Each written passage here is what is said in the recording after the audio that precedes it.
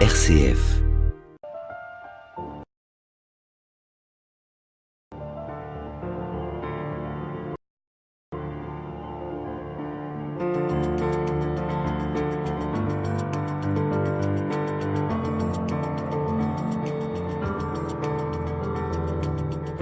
Troisième émission avec vous, Marianne Vanier, consacrée à la mystique rhénane. Je rappelle, Marianne Vanier, que vous avez dirigé une encyclopédie des mystiques rhénans qui est parue aux éditions du Cerf et que vous êtes responsable de l'équipe de recherche sur les mystiques rhénans.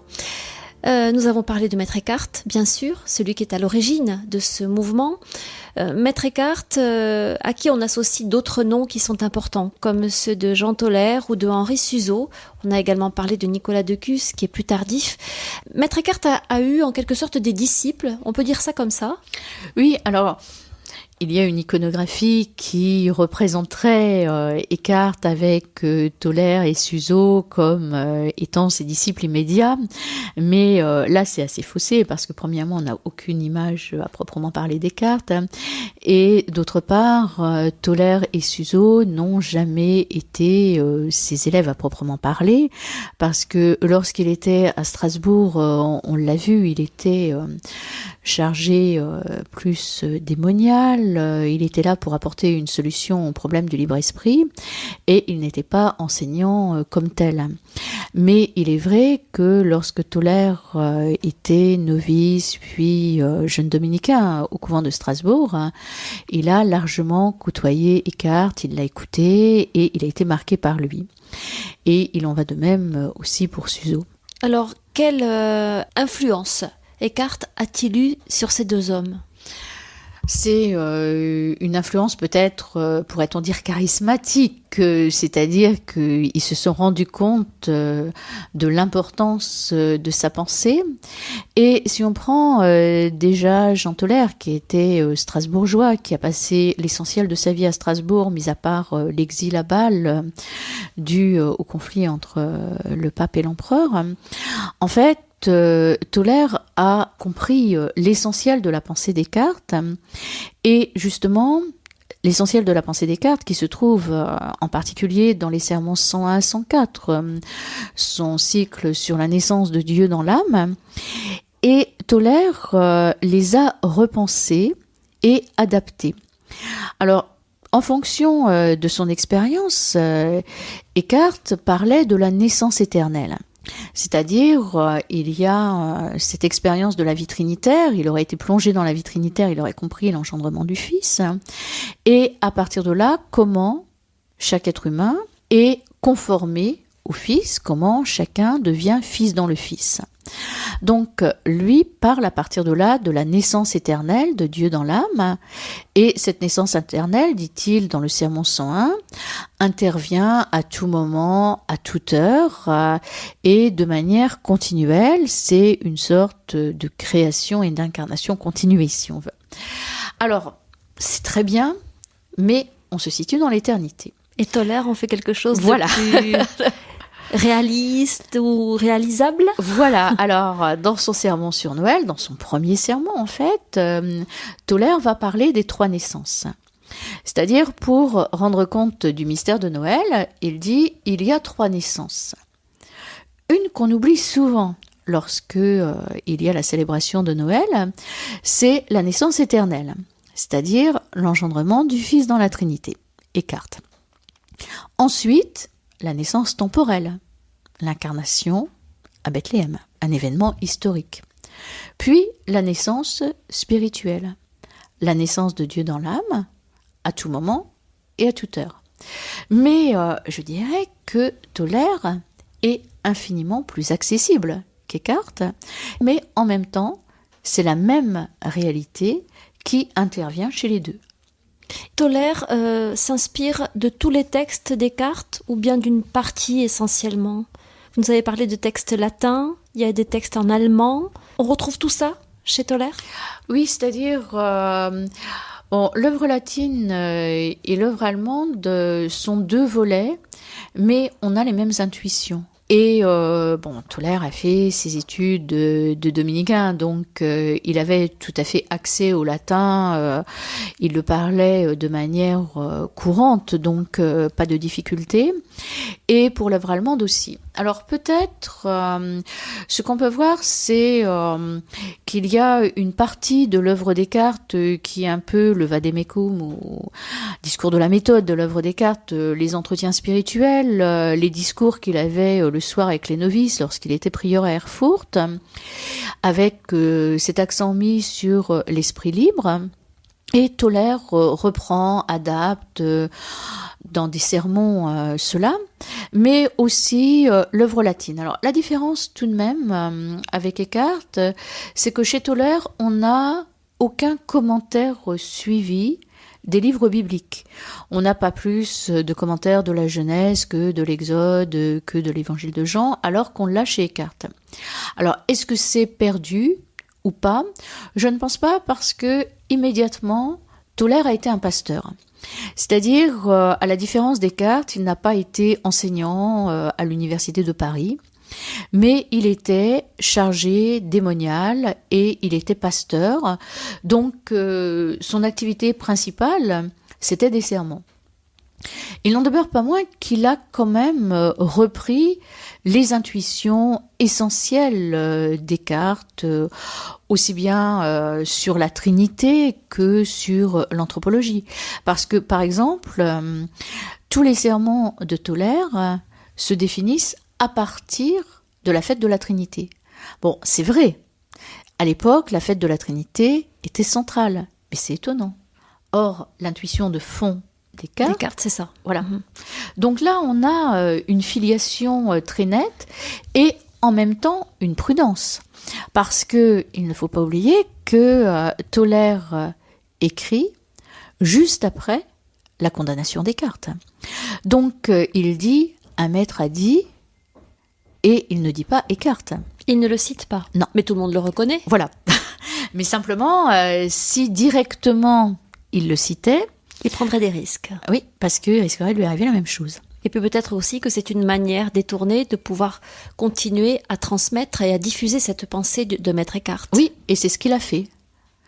Et en même temps, on lui attribue des hymnes, on lui attribue des cantiques, c'est-à-dire sur un plan mnémotechnique, une manière de retenir les thèses principales Descartes. Et il y a une question aussi, un poème, le Granum Sinapis, le Gran Senve. On ne sait pas si c'est Eckhart qui l'a composé, si c'était, le sous-titre c'est Hymne à la Trinité, si c'est un texte qu'il a écrit pour un chapitre dominicain en ouverture sous forme d'hymne, ou bien si c'est le groupe de ses disciples, et peut-être Tolère, qui l'aurait écrit pour retenir l'essentiel de la pensée des Descartes sous forme de poèmes, sous forme de poèmes chantés, et de cette manière-là avoir l'essentiel de ses thèses.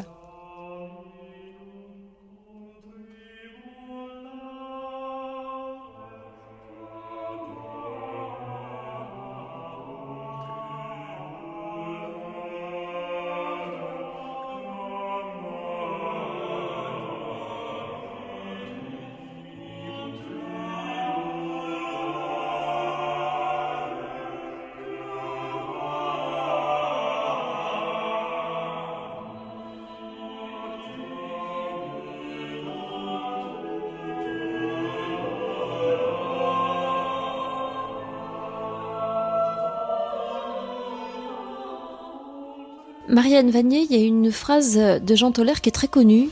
Je la cite. « Si j'avais su ce que je sais maintenant, quand j'étais le fils de mon père, j'aurais choisi de vivre de son héritage et non pas d'aumône. » Cette phrase est célèbre. Pour quelle raison? Elle était assez énigmatique.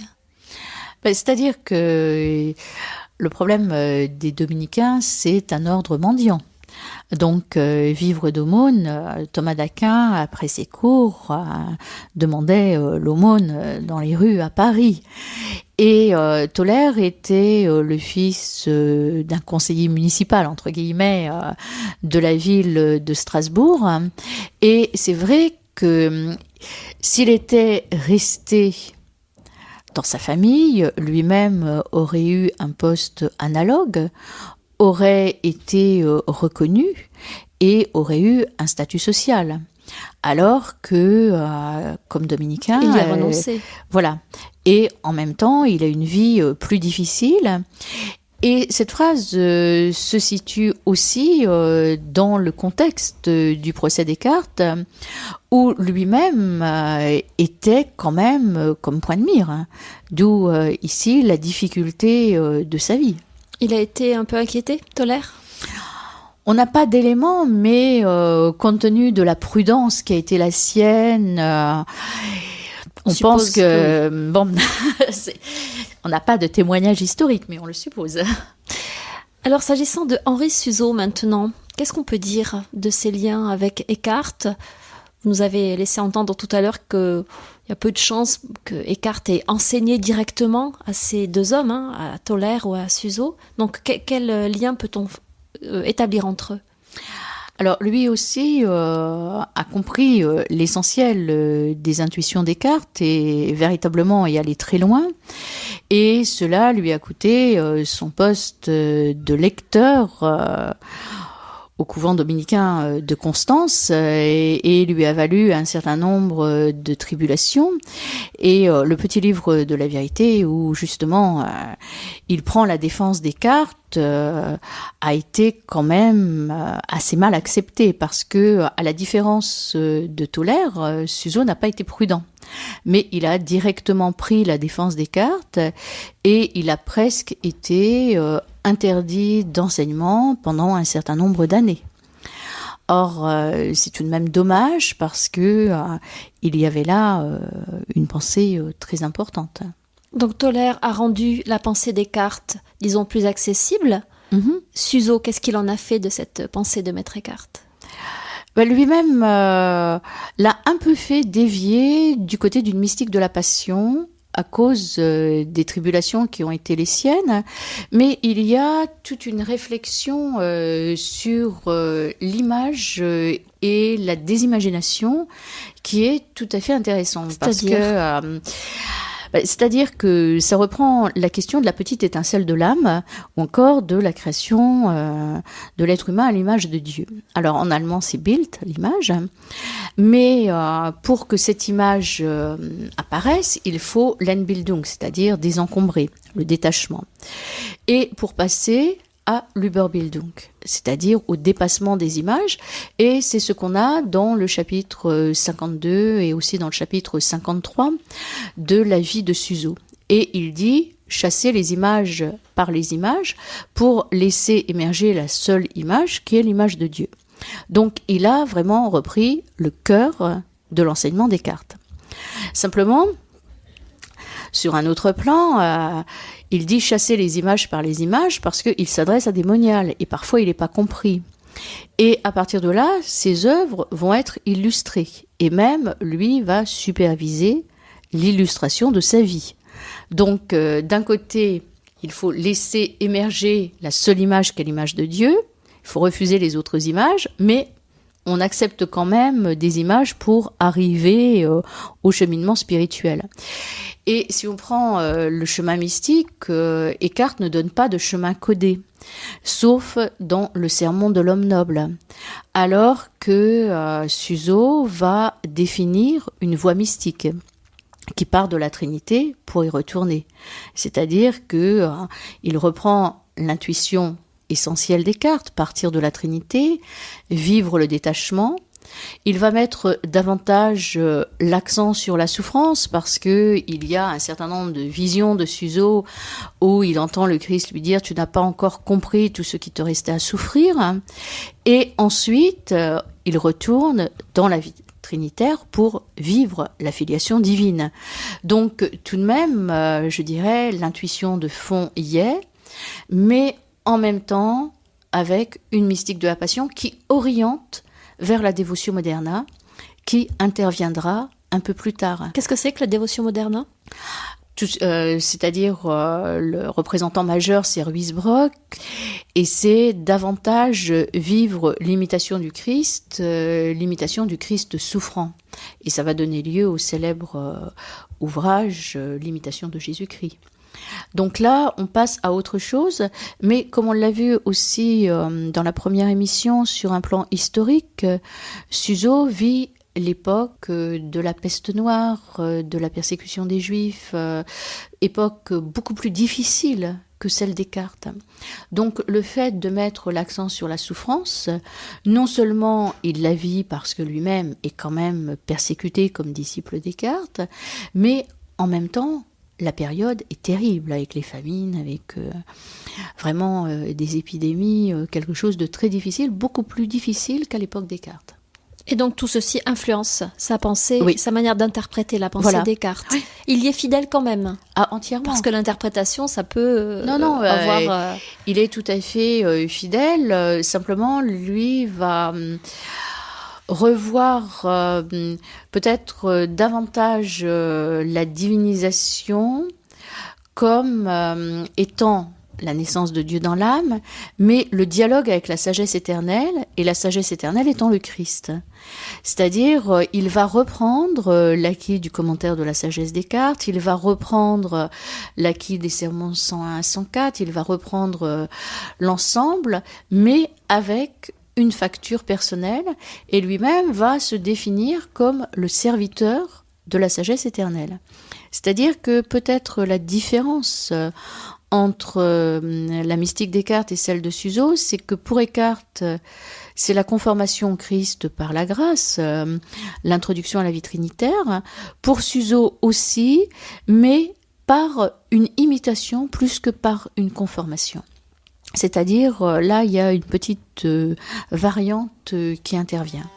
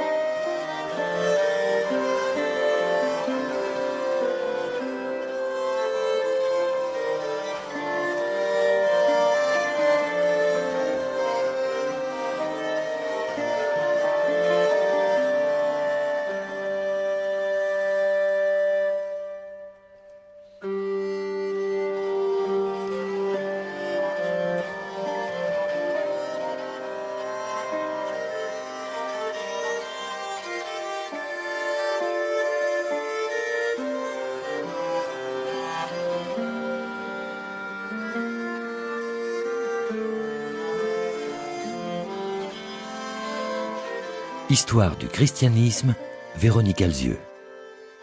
Marianne Vanier, quand vous nous avez parlé de Maître Eckhart, vous avez indiqué que à partir d'une expérience spirituelle très forte qu'il a vécue, une expérience d'ordre mystique, il a eu donc le souci d'exprimer et de comprendre ce qui lui est arrivé, de façon à pouvoir le transmettre aussi. Est-ce que vous pensez qu'il y est parvenu à travers les écrits que nous avons aujourd'hui, à travers la manière aussi dont ses disciples, Toller et Suso, ont continué de travailler et d'élaborer la pensée de leur maître ? Je pense qu'il y est très bien parvenu et que justement c'est ce qui fait aussi son actualité. Parce que c'est, comme il le dit un peu, une parole jaillit du cœur de Dieu et cette parole traverse les siècles. Et là, vraiment, il a donné l'essentiel et avec force. Mais est-ce que ça n'est pas un peu daté ? Aujourd'hui, ça peut encore nous parler, c'est encore une expérience qui peut être comprise et que l'on peut s'approprier ? Tout à fait, parce que de fait, c'est daté, mais il n'y a pas chez Eckhart de vocabulaire scolastique. Un vocabulaire, bien sûr, dans l'œuvre latine technique, mais dans l'œuvre allemande assez souple. Et justement, tout ce jeu verbal, toute cette création qu'il propose, tout ça, c'est véritablement parlant.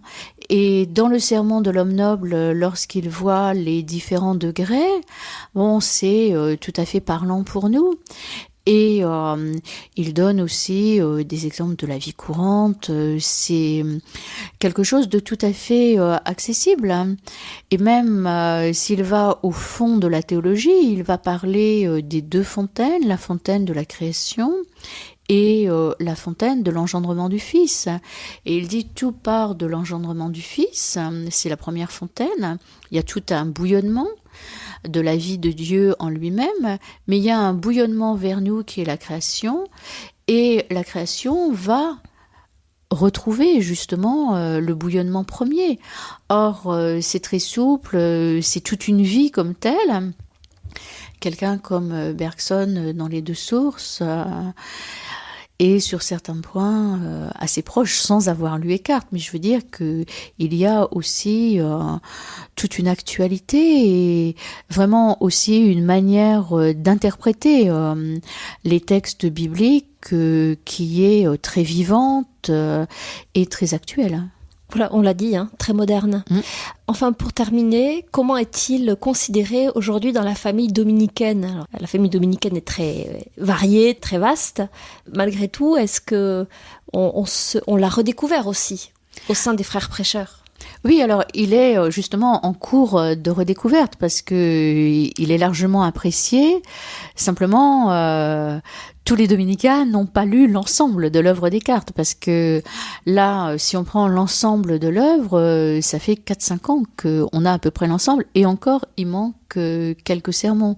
C'est-à-dire que je crois qu'on est en pleine période de redécouverte et que d'ici quelques années, il va y avoir toute la mesure de son œuvre qui va être prise, mais elle ne l'est pas encore, mise à part par quelques-uns.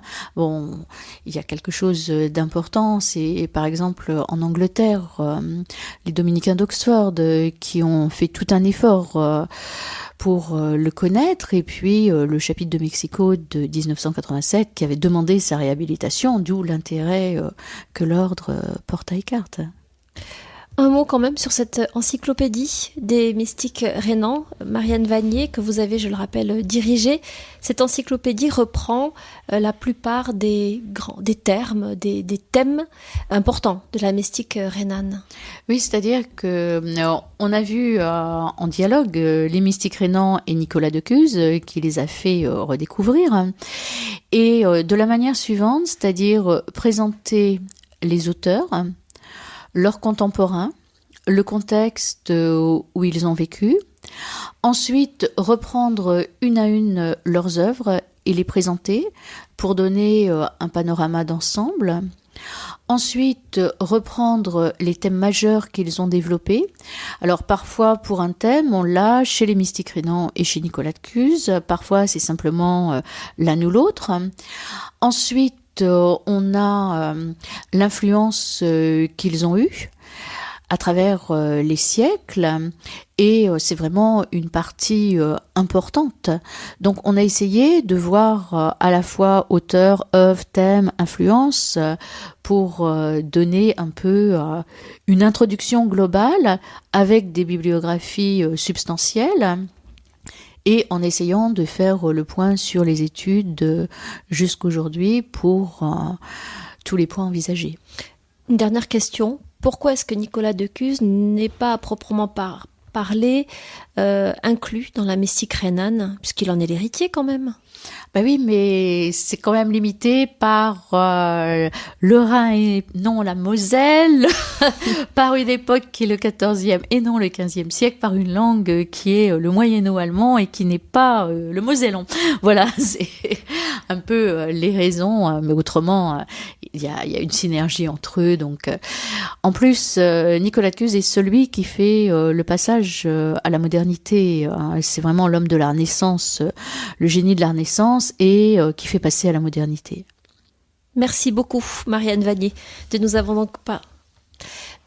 donc parlé de la mystique rhénane. Je rappelle que cette encyclopédie des mystiques rhénans, Descartes à Nicolas de Cuse et leur réception est donc parue aux éditions du Cerf. Et je rappelle que vous avez dirigé cette encyclopédie. Merci beaucoup.